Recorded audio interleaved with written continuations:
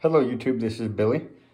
Today I'm coming to you with a problem with the cartridge. This one is actually for the Remington 770 30-06. I'm sure it really wouldn't surprise me one bit if there's probably quite a few people that's had a similar issue with their Remington cartridge. So I'm hoping this video, it's not going to surprise me if this video helps other makes and models, assuming that the cartridges are most likely designed very similar, if not the same.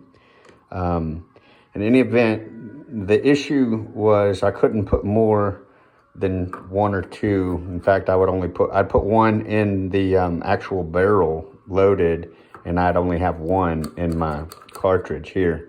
Because if I put more than one, it would just fall apart. This plastic piece on the bottom, and inside there is a spring that goes back and forth, and then you have this top piece of plastic here. And when you're out in the woods hunting, and then it ends up all over the floor of the woods, that's not a good day. That's not fun. So I ordered another one, and I found a gentleman on eBay and ordered another one. Well, when the new one came in, I decided to see if it would have the same issue. In any event, I believe I've discovered a fix that would possibly help many people. So in any event, I don't want to take these apart because I've already got them, the trick already done to them. And what I want to show you is, I wish it was in pieces so I could show you, but this little plastic piece here on top, okay? And it's real easy to see how that one goes in because it'll actually only go one way. And so dropping that inside the metal shell casing, so it'd be upside down, just put that plastic piece in place, right? And then you've got this spring thing that zigzags back and forth. Well, in the back of that plastic, now you've got the plastic on this side and the plastic on this side. On the inside part of the plastic, on both pieces, you will see it's got little lines in it for the spring to fit into. And long story short, so your spring it starts here, goes over here, comes over here, comes back like this. So the very end of it, not where the bend is, but the very end of it, okay? In the plastic, you will see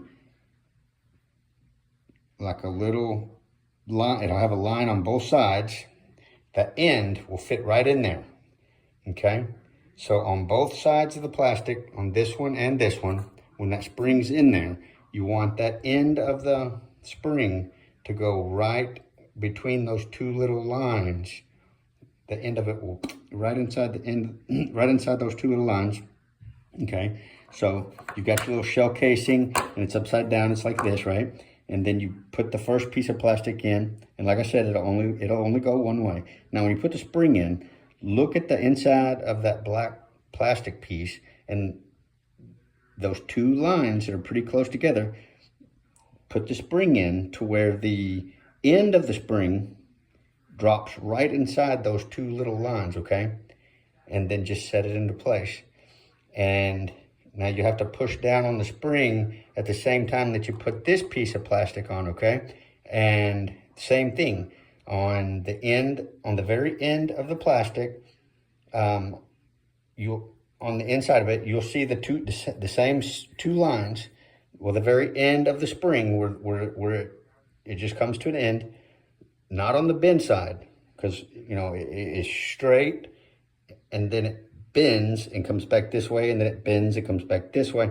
So not on the bend, but on the very end of it, drop that end right between those two little lines there, okay, on both sides, on the bottom plastic and the top plastic, and then you just push and click it shut, okay? Now, in any event, so this right here, now, it's not a part, so I'll just have to describe this to you. right here, there's a small tongue. There's a real small tongue that tucks inside the plastic, okay? And same thing on this end, there's a small tongue, and you can actually see part of the tongue here. I'll use my little thing here as a pointer. So this right here is the tongue, and on this side, it's bigger. And what's great about this tongue being bigger is you can help it lock in better by just taking, like I got my little pick here, and just take it and just barely, just a little bit, just kind of tweak it just a little bit, and on both sides, you know, over here, you know, just tweak it a little bit, and then over here, just tweak it a little bit. And what that does is it helps that tongue push even farther into the slot that it slides into, and gives it more strength, so that when you've got it loaded, that it's not just going to spring apart real easy, okay?